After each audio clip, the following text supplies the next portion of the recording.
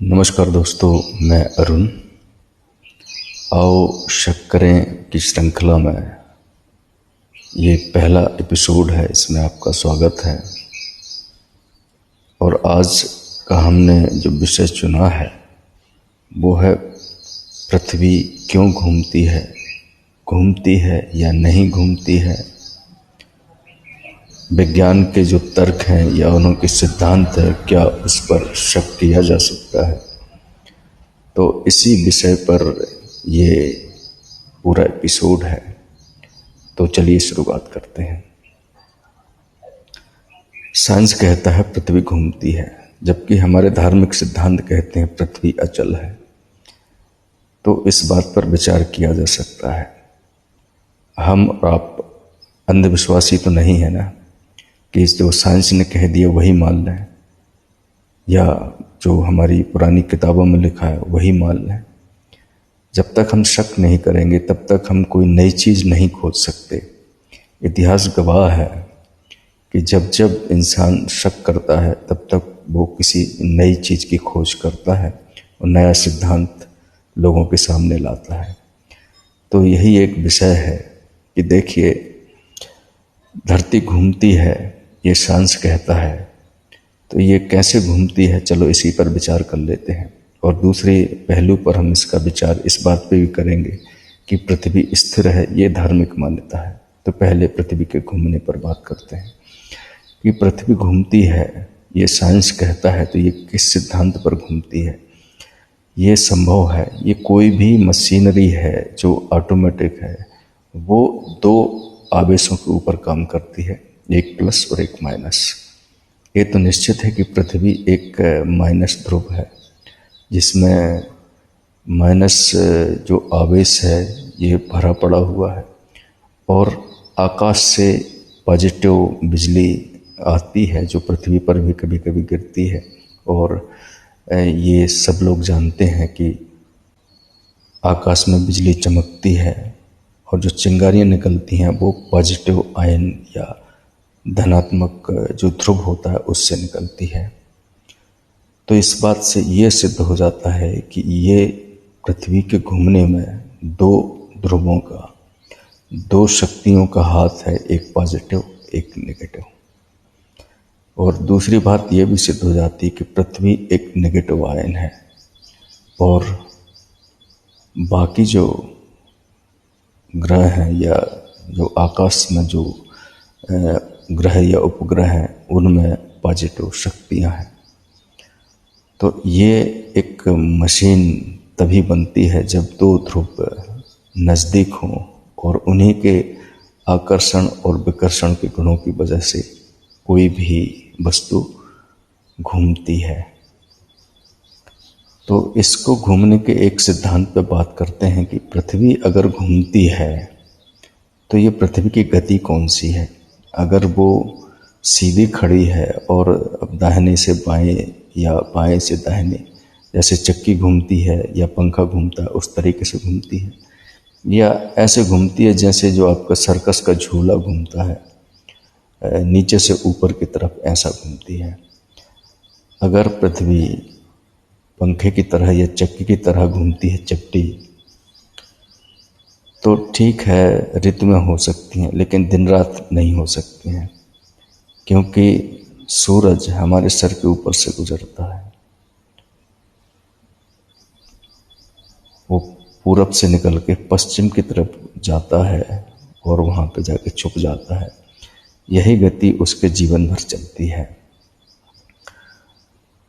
तो ये घूमने की जो स्थिति है इस पर भी शक किया जा सकता है।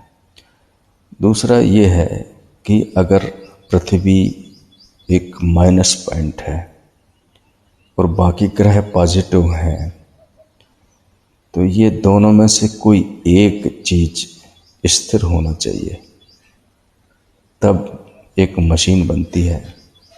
आप कोई भी इलेक्ट्रिक की आप मशीन देख लीजिए, मोटर देख लीजिए, आप पंखे को ही ले लीजिए, इसकी जो बाइंडिंग वाला हिस्सा है, जो सॉफ्ट होता है, जो बीच में होता है, वो स्थिर होता है, और जो दूसरा हिस्सा होता है वो जिसके अंदर ये कॉइल फिक्स हो जाती है वो मैग्नेट से मिलकर बनती है, जिसमें प्लस माइनस ऐसे ध्रुव को अच्छी तरह से सेट कर दिया जाता है। तो इसमें दोनों में से किसी भी को घुमाया जा सकता है। कुछ पंखों में मिडिल का शाफ्ट घूमता है और जो आपके टेबल फैन है या कूलर की मोटर है इसमें शाफ्ट घूमता है। और कुछ ऐसे मशीनरी हैं जिसमें शाफ्ट स्थिर रहता है, बाकी का जो नेगेटिव पॉजिटिव जो मैग्नेट वाला हिस्सा वो घूमता है, वो सीलिंग फैन में होता है जिसमें पंखियां फिट होती हैं। तो इस पर भी शक किया जा सकता है कि या तो घूमने की जो गति है इस पर सही तरीके से एनालिसिस नहीं हुआ है। पृथ्वी अगर चपटी घूमती, चक्की की तरह घूमती, तो फिर सूरज कैसे सर के ऊपर से गुजरता है। और दूसरी, सारे चांद तारे हैं ये सब सर के ऊपर ही क्यों रहते हैं? अगर पृथ्वी झूले की तरह घूमती है, जो सर्कस के झूले होते हैं उनकी तरह घूमती है, तो कभी सूरज ऊपर होता तो कभी नीचे भी होना चाहिए था। पृथ्वी के ऊपर पानी है, ये अगर चक्की की तरह घूमेगा तो पानी तो फिक जाएगा, तो पानी क्यों नहीं फिकता है? और अगर ये सर्कस की तरह घूमता है तब पानी स्थिर बना रहता है और पानी का सर्कुलेशन भी पृथ्वी के अंदर होता है। तो ऐसे बहुत सी चीज़ें हैं जिन पर शक किया जा सकता है। दूसरी मान्यता है कि पृथ्वी स्थिर है। इस मान्यता को भी आप नकार नहीं सकते। आप विचार करें तो कि अगर हम एक स्वचालित मोटर की बात करें तो इसमें भी जो कॉइल वाला हिस्सा है वो स्थिर होता है, क्योंकि ये तो निश्चित है कि इस पूरे ब्रह्मांड का केंद्र पृथ्वी है और जो केंद्र होता है वो स्थिर होता है, वो घूमता नहीं है। बल्कि जो बाकी जो ग्रह हैं, उपग्रह हैं, वो घूमते हैं। तो सूर्य के चक्कर अगर पृथ्वी लगाती है तो एक साल का एक दिन होता, एक साल की एक रात होती। ये तो संभव नहीं था कि दिन और रात हर 12 घंटे में अंजाम हो जाते।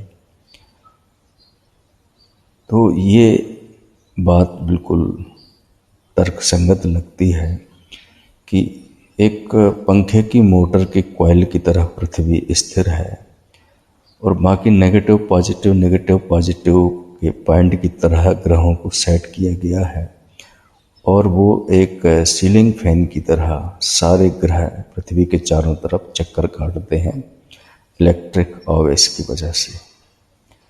तो ऐसा अगर है तो इसमें दिन और रात होना भी संभव है और ऋतुएं होना भी संभव है। अगर ये पंखे की तरह घूमती है तो मेरे ख्याल से पंखे की तरह ना घूम करके सारे ग्रह एक सर्कस के झूले की तरह घूमते हैं, जिसमें पृथ्वी केंद्र है। एक जैसे आपकी कूलर की मोटर जो होती है या पानी वाली जो मोटर होती है उसकी तरह ये घूमता है, जिसमें चारों तरफ जो मैग्नेट लगा हुआ होता है वो घूमता है और शाफ्ट स्थिर होता है।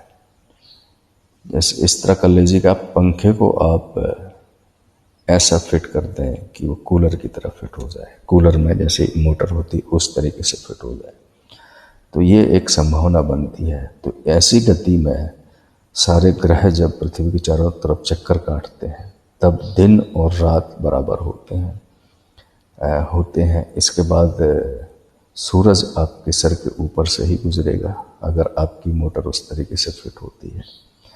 तो ये तो निश्चित है कि इन बातों पर शक किया जा सकता है। आज के लिए इतना ही। बहुत बहुत धन्यवाद।